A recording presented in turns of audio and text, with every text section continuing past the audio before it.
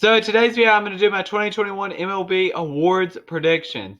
We're going through the AL, NL, MVP, Cy Young's, Rookie of the Year, Manager of the Year, and we'll go through all MLB first team, the best players from each position this year. So that's what I'm going to do in today's video. But before I get into this video, 85% of you that watch these videos are not subscribed, so go ahead and get your life together and hit that subscribe button, turn notifications, and leave a like. And let's go ahead and get into this video with the 2021 MLB awards predictions.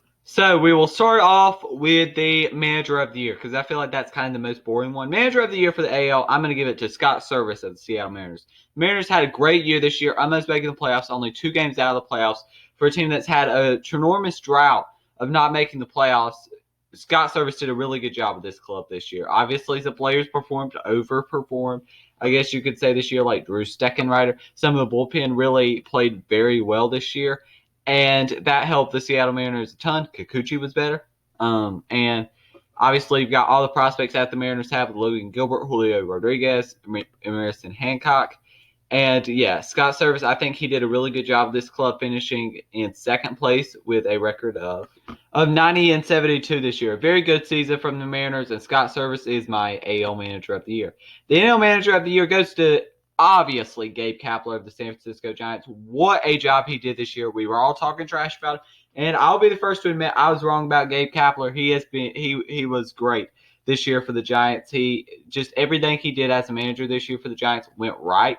And yeah, 107-55, a phenomenal year. Obviously got bounced in the divisional series of the playoffs, but still, they had a phenomenal year, and this is a regular season award. This does not matter for the playoffs. It just matters for the regular season award, and they're finishing 107-55 for a team that I don't think really anybody had making the playoffs this year. I mean, they had a great year. Gabe Kapler obviously is the NL Manager of the Year.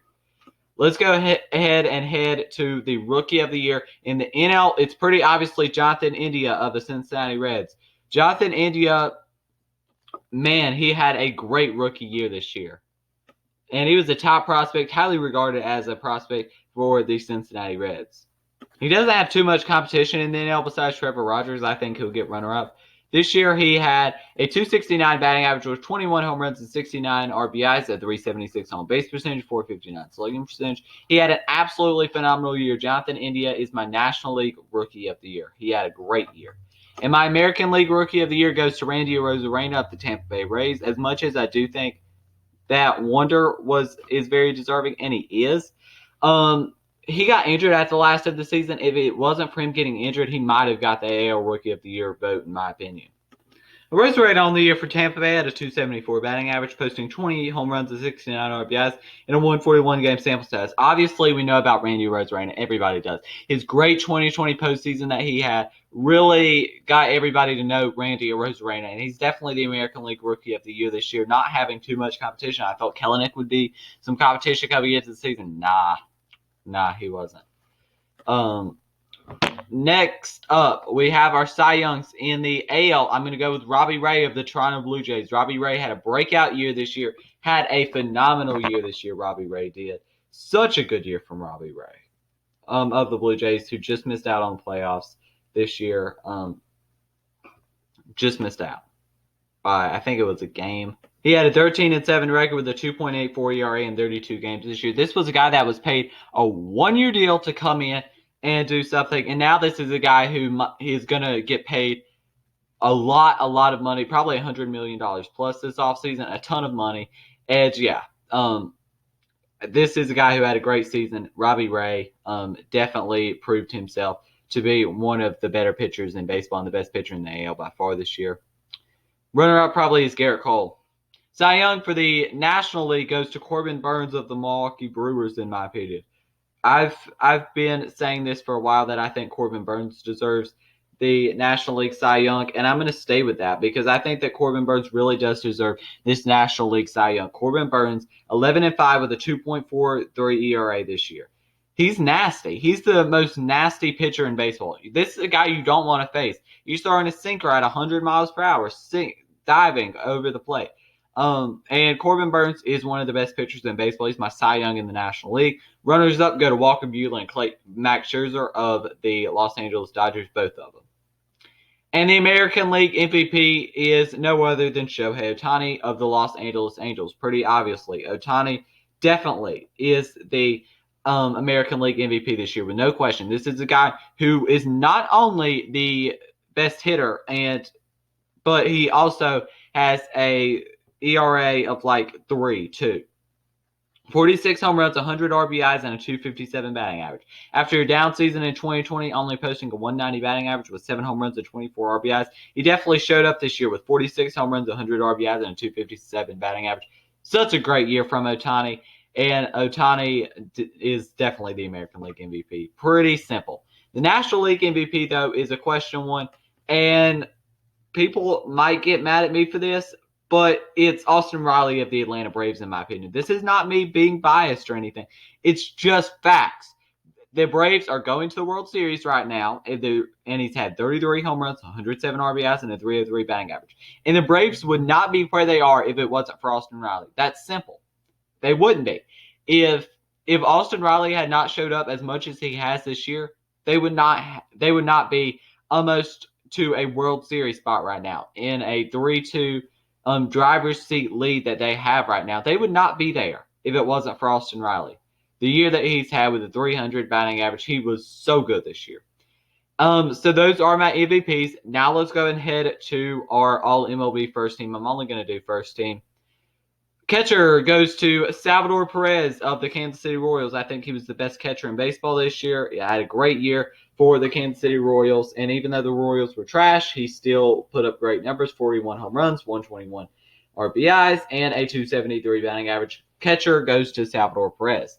At first base, I'm going to go with Vladimir Guerrero Jr. of the Toronto Blue Jays, the first of 2 Blue Jays players on this list. He had a 311 batting average this year with 48 home runs and 111 RBIs this year. What a great year from Vladdy. Second base, I'm going to go with another Toronto Blue Jay in Marcus Semien. Marcus Semien had another great year. He came into the Blue Jays on a prove-it 1-year deal. And boy, was he great for them. He had 265 batting average this year, 45 home runs, and 102 RBIs. A great year. Third baseman obviously is going to go to Austin Riley. I have him as my National League MVP, so of course he's going to get a spot on the All MLB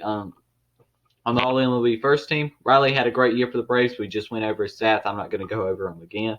And the shortstop is I'm going to go to Trey Turner. It would be Tatis if he played the whole year pretty easily, but he didn't. He had a 328 batting average this year. Yes, a 328 batting average over a whole year. He had a 322 batting average with 18 home runs and 49 RBIs for half a season in Washington. The other half was in Los Angeles with 10 home runs, 28 RBIs, and a 338 batting average. A great year. So my left field for All MLB first team is Juan Soto of the Washington Nationals. Juan Soto is another guy who had an underrated great year. Not enough people are going to talk about Juan Soto just because he's on a terrible team and a team that's not going to be competing for quite a while. A 313 batting average for him, 29 home runs and 95 RBIs. Juan Soto might be the best hitter in all of baseball, honestly. And yeah. Center field, Nick Castellanos of the Cincinnati Reds. It doesn't really matter the positioning stuff, but I'm going to give it to Castellanos here as my next outfield spot. Nick Castellanos had a great year in Cincinnati this year, and he's going to be in for a big payday this offseason where I think he'll opt out of his contract in Cincinnati. 309 batting average, 34 home runs, and 100 RBIs for Castellanos this year. A great year. Bryce Harper is our next one, and he's the right fielder. Bryce Harper, I think, is probably the runner-up for the NL MVP this year, posting 35 home runs, 84 RBIs, and a 309 batting average. I think the difference between him and Riley is not totally stats. It's just more that Riley's team made the playoffs and Harper's team did not, which Harper cannot totally help because he did everything he could for this team. Designated hitter, Shohei Ohtani, 46 home runs, 100 RBIs, 257 batting average this year. A great year from Ohtani. And he's my American League MVP, so clearly he's going to get a spot as the designated hitter on All MLB first team. I'm not even sure that spot exists, but it exists on my team. And our 5 starting pitchers goes to Corbin Burns of the Milwaukee Brewers is the first one. Corbin Burns had a great year, 11-5, 2.43 ERA from him this year. Next one, Max Scherzer of the Los Angeles Dodgers, another or one of 2 Los Angeles Dodgers on this list. He had a 7-0 record with a 1.98 ERA since going to Los Angeles this year, and an 8-4 record and a 2.76 ERA in Washington this year. And another Los Angeles Dodgers next, and that's Walker Buehler of the Los Angeles Dodgers. 16-4 record this year with a 2.47 ERA. He had a great year. Got roughed up a little bit in the NLDS, but that doesn't really matter for this. Next one's my American League Cy Young and Robbie Ray. Robbie Ray, another great year from him. Obviously, being the Cy Young, he's not going to get by with a terrible year, but 13-7 with a 2.84 ERA this year. And the final one goes to Zach Wheeler of the Philadelphia Phillies. Zach Wheeler had a, of course, great year this year, and has had great years in previous past. Obviously, a lot of people, when the Wheeler contract came out, thought it was an overpay, but it clearly isn't. 14-10 with a 2.78 ERA this year. And there's two relievers on All MLB First Team always. And the first one of the Tampa Bay Rays, I'm going to go with Andrew Kittredge. 9-3 with a 1.88 ERA this year. Had just some kind of year this year. Andrew Kittredge was so good for the Rays this year and was a big reason why they won 100 games this year. And the final one and final player on today's awards predictions is Josh Hayder of the Milwaukee Brewers. 4-2 with a 1.23 ERA. Yes, he gave up a big home run in the Braves series in the NLDS, but Josh Hayder was great all year for the Brewers and was so good. He's the best closer in all of baseball, pretty obviously.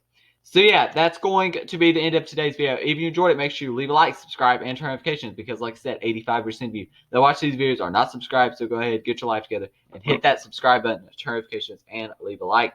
Thank you for watching, and peace.